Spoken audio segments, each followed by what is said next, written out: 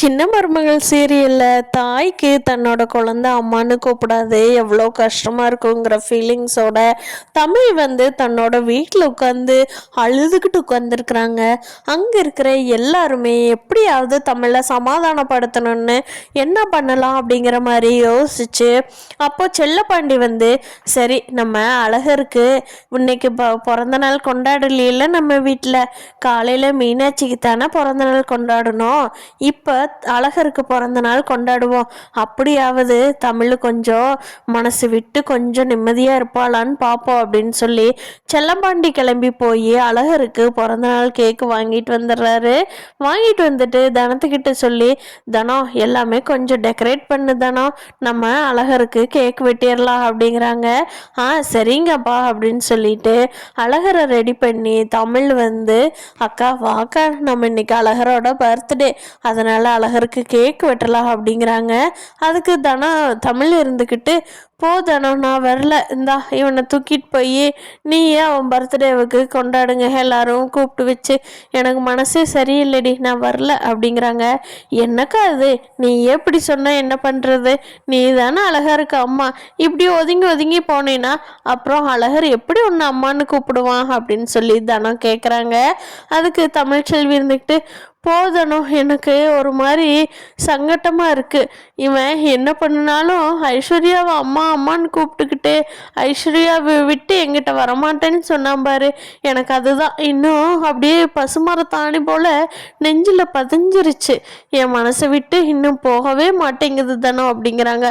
அக்கா அதெல்லாம் அவன் மறக்கணும்னா அவனை நீ சந்தோஷமாக வச்சுக்கணும், அப்படி வச்சுக்கிட்டீன்னா தானக்கா அவன் உன்னை அம்மான்னு கூப்பிடுவான், அப்புறம் நீ அவன் வந்த அன்னைக்கு இப்படியே டல்லாக இருந்தீங்கன்னா அப்புறம் அவன் ஐஸ்வர்யாவை தான் அம்மா அம்மான்னு நினச்சிக்குவான், நீ அவனை நல்லா சந்தோஷமாக வச்சுக்கோக்கா, அடுத்த தடவை அவன் ஐஸ்வர்யாட்ட போக மாட்டான், உங்ககிட்டயே ஒட்டிக்குவான், குழந்தைங்களுக்கு போய் என்ன தெரியுது, 4 நாளைக்கு அங்கே இருக்கும் 4 நாளைக்கு இங்கே இருக்கும், அப்படி இருக்கும்போது அந்த ஐஸ்வர்யா அம்மா அம்மான்னு சொல்லி கொடுத்துருப்பா போல, அதனால பழகிக்கிச்சு, வா எந்திரிச்சு வா அப்படின்னு சொல்லி தனம் எல்லாத்தையும் ரெடி பண்ணி வச்சுட்டு தனம் போய் தமிழை கூட்டிக்கிட்டு நீ அழகரையே தூக்கிட்டு வாக்கா நீயே அப்படின்னு சொல்லி தூக்கிட்டு வந்துடுறாங்க.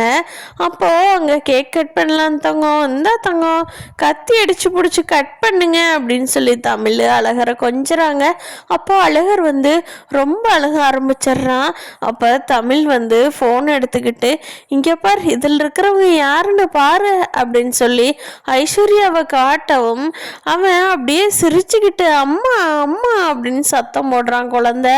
அதை பார்த்த தமிழ் அப்படியே ஃபோனை கீழே போட்டுட்டு நிலதடு மாதிரி போயிடுறாங்க. ஐயோ நான் பெத்த குழந்தை இப்படி இருக்குதே அப்படின்னு சொல்லி போய் ரூம்குள்ளே உட்காந்துக்கிட்டு திருப்பியும் அழுகிறாங்க.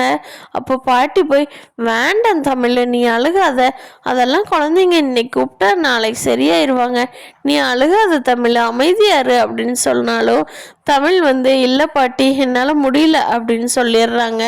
கூப்பிடல அப்படிங்கிறதெல்லாம் இப்போ பிரச்சனை இல்லை தமிழ், நீ அம்மாவா அவனை எப்பவும் எப்படி பார்த்துக்குவியோ அப்படியே பார்த்துக்கோ, குழந்தைங்களுக்கு என்ன தெரியுது அப்படின்னு சொல்லவும் ஒரு வழியாக சமாதானம் ஆயிடுறாங்க தமிழ்.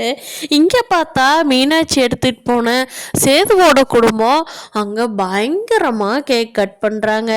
மீனாட்சி அப்பா அப்பான்னு கூப்பிடுறதுக்கு சேது அப்படியே மீனாட்சி தூக்கி தலையில் வச்சு கொண்டாடுறாரு. என்ன ஏதுன்னு விசாரிக்கிறப்போ எங்கள் அம்மாவே எனக்கு பிறந்திருக்குது, அப்புறம் நான் இதை கொண்டாட மாட்டேனா அப்படின்னு சொல்லி அவ்வளோ கொண்டாட்டமாக கொண்டாடிக்கிட்டு இருக்காங்க.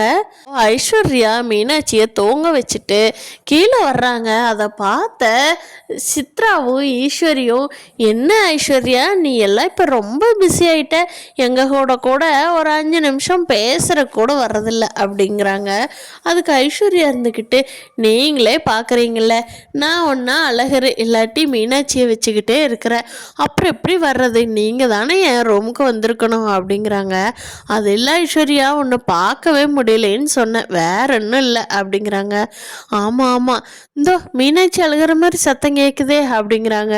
அப்போ ஈஸ்வரி ஐஸ்வர்யாவோட கையை பிடிச்சி இழுத்து இங்கே பார் நீ பொறுப்பாக பார்த்துக்கலாம் தான், அதுக்குன்னு இப்படியெல்லாம் இருக்கக்கூடாது ஐஸு, அங்கே பார் குழந்தையோட சத்தம் எதுவுமே கேட்கல. இல்லைங்க அத்தை, அது எனக்கு என்னமோ மீனாட்சி அழுகிற மாதிரியே கேட்டுச்சு அதான் அப்படிங்கிறாங்க. ஆமாம், இப்படியே நீ குழந்தைங்கள பார்த்து பார்த்து தானே எல்லாத்தையும் கரெக்ட் பண்ணி வச்சிருக்க. அது இல்லை இன்னைக்கு அழகரு உன்னை அம்மான்னு கூப்பிட்டுக்கிட்டு தமிழ்கிட்ட போகவே இல்லை.